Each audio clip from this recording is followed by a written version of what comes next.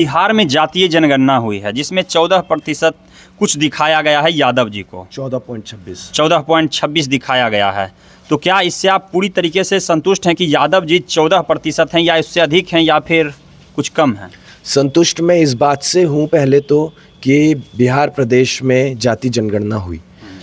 असंतुष्ट आप इस बात से कह सकते हैं कि जो सही आंकड़े हैं वो अभी तक नहीं आए हैं, क्योंकि 14.26 की अगर हम बात करें तो मुझे ऐसा लगता है सही तरीके से अगर जाति जनगणना होगी तो हम लोग इक्विवेलेंट आएंगे लगभग जितना आपका मुस्लिम्स का रेशियो आया है, जो परसेंटेज आपका मुस्लिम कम्युनिटी का आया है बिहार में, मुझे ऐसा लगता है कि हम भी लगभग उतने ही बिहार में अपनी हिस्सेदारी रखते हैं, उतनी संख्या रखते हैं। मतलब 17 के आसपास यादव लगभग 16-17 के आसपास हम मिलेंगे आपको यहाँ पर। तो क्या इसका जिला वाइज रिपोर्ट और प्रखंड वाइज आना चाहिए जिससे क्लियर हो सके किस जिले में यादव जी की संख्या कितनी है, प्रखंड में कितनी है? इससे देखिए शुरुआत हुई है और अब हमें भरोसा है कि जो आदमी ये काम कर सकता है, जो लीडर ये काम कर सकता है, वो आगे भी इसमें कुछ ना कुछ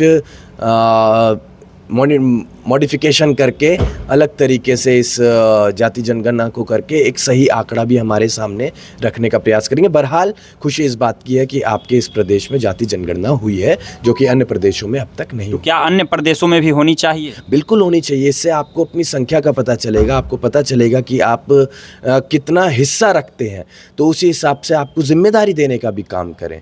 अब वही बात है कि कुछ मुट्ठी भर लोग आज की तारीख में मलाई चाट रहे हैं, तो आज की तारीख में ज़रूरत है ये आंकड़ा लोगों के सामने रखाया जाए और ये जो सरकारें बहरूपिया बनाकर आम जनता को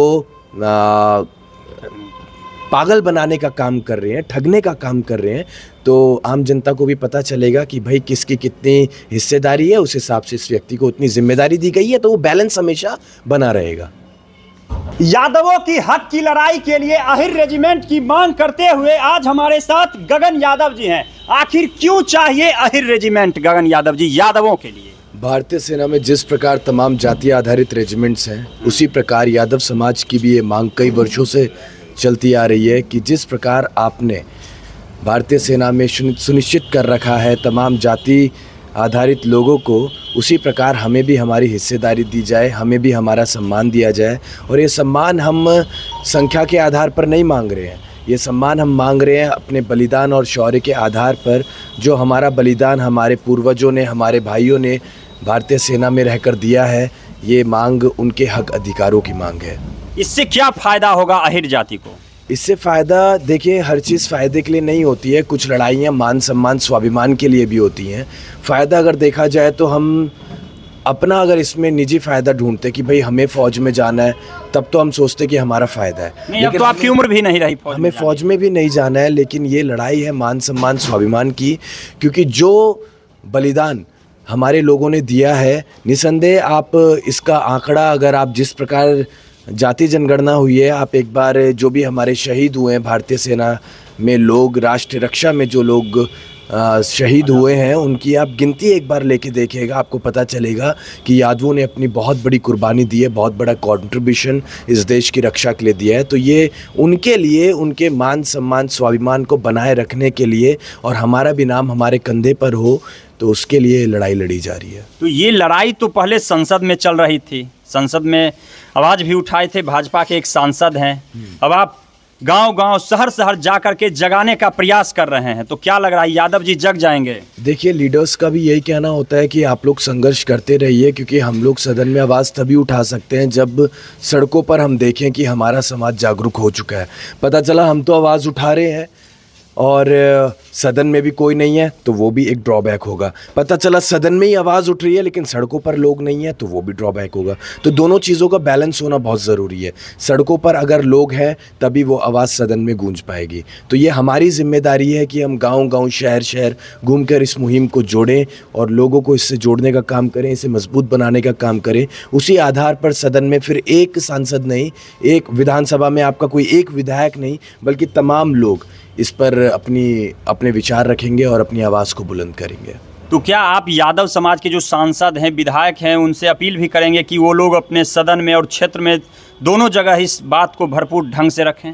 उनसे हम लगातार बातचीत करते रहते हैं, उन्हें बताते रहते हैं, उन तक संदेश हमारा जाता रहता है। वो लोग कर रहे हैं, इस पर विचार कर रहे हैं। लेकिन कुछ लोग हैं जो पार्टी के बैनर तले आने के बाद थोड़ा दबाव महसूस करते हैं, तो उनको हम ये भी कह देते हैं कि समाज के आप हैं, हम इसका सम्मान करते हैं, लेकिन हमारा सम्मान ये पीताम्बरी में है, यही रेजिमेंट की इस मांग में है। अगर आप इसकी मांग को नहीं उठाएंगे तो इस बार हम लोग ही, आपके अपने लोग ही आपको वोट की चोट मारने का काम करेंगे। आपकी ये अहिर रेजिमेंट की मांग किससे है?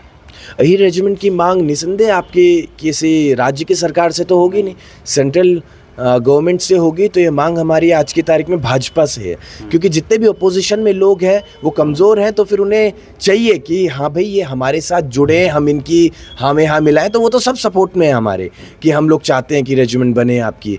लेकिन जो राज कर रहे हैं इस देश में, जो गद्दी पर बैठा हुआ है, जो देश चला रहे हैं फिलहाल, तो मांग तो उन्हीं से है।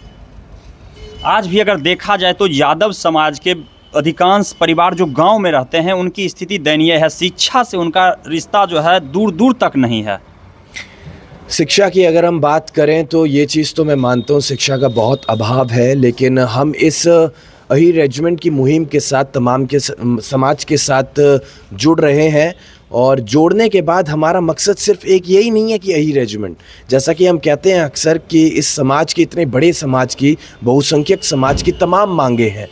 आप एक बार एक होने का प्रयास कीजिए, आप एक बार एक होइए, तो ये अहिर रेजिमेंट का जो हमें मुहिम मिली है, इसके माध्यम से समाज एक हो रहा है। उसी के साथ हम तमाम मुद्दों पर भी ट्रिगर करने का काम कर रहे हैं, चाहे वो शिक्षा की बात हो, चाहे रोजगार की बात हो, चाहे वो पिछड़ों की बात हो, चाहे वो हक अधिकारों की बात हो, चाहे वो शोषण की बात हो। कुछ भी समस्याएं अगर होती हैं तो हमारा ये प्रयास रहता है कि हम उनके साथ कंधे से कंधा मिलाकर लड़ें और उनको ताकत देने का हम लोग काम करें।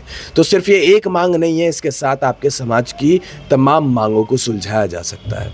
यादव जी को अहिर रेजिमेंट मिल जाएगा? देखिए, जब हम संघर्ष करेंगे सड़कों पे तो ज़रूर मिलेगा, घर में बैठे तो मिलेगा नहीं। इसलिए इस संघर्ष को गगन भैया पूरे देश में, पूरे प्रदेश में, हर जगह, गांव, कस्बा, ज़िला, जिसका नतीजा है हरियाणा, राजस्थान, ऐसे तो रहने वाले मेरठ के हैं, यूपी ज़िला से हैं गगन भैया, मगर जहां जाते हैं वहीं के हो जाते हैं। कोई इनको हरियाणवी कहता है, कोई इनको राजस्थानी कहता है, कोई इनको अब हो सकता है कि यहाँ पॉपुलर हो जाएंगे तो इनको बिहारी भी कहेंगे। तो ये हर जगह के, यानी यादवों के बेटा हैं। तो ये पूरे भारत समाज के यादवों के बेटा हैं, और इन्होंने जो मुहिम को छेड़ा है बहुत ही प्रशंसनीय है, और पूरा जो है समाज एक होने का काम कर रहा है। जब हम अपने हक और अधिकार की लड़ाई के लिए सड़कों पे उतरेंगे तभी हमको अधिकार मिलेगा।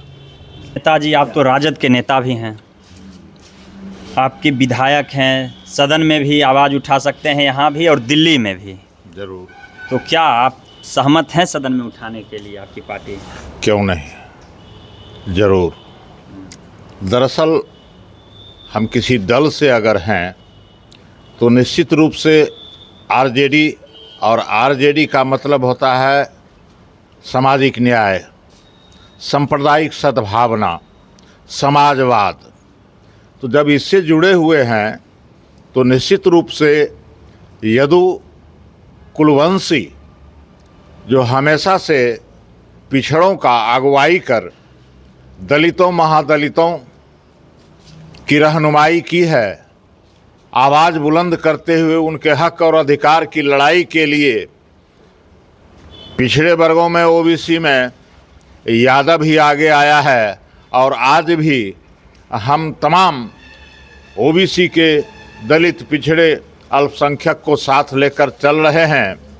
लेकिन जिस समाज से हम आते हैं, जो हमारा परिवार है, जो हमारा खून है, अगर उसने देश के लिए, राष्ट्र के लिए, अपने ज़मीर और मान सम्मान के लिए कुर्बानी दी है, तो निश्चित रूप से उसे राष्ट्रीय स्तर पर उसी तरह का सम्मान मिलना चाहिए।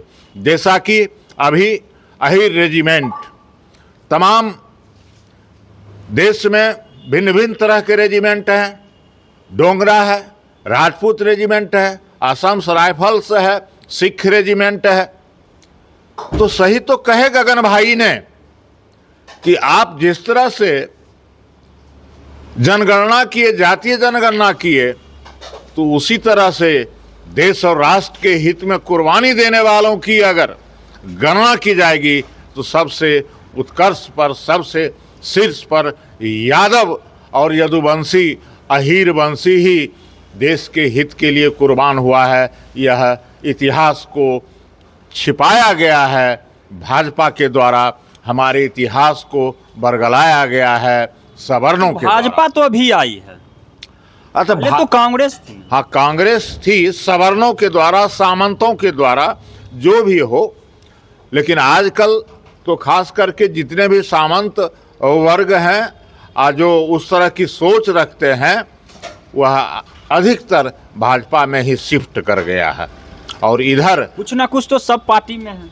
हाँ है, निश्चित रूप से है, होना भी चाहिए।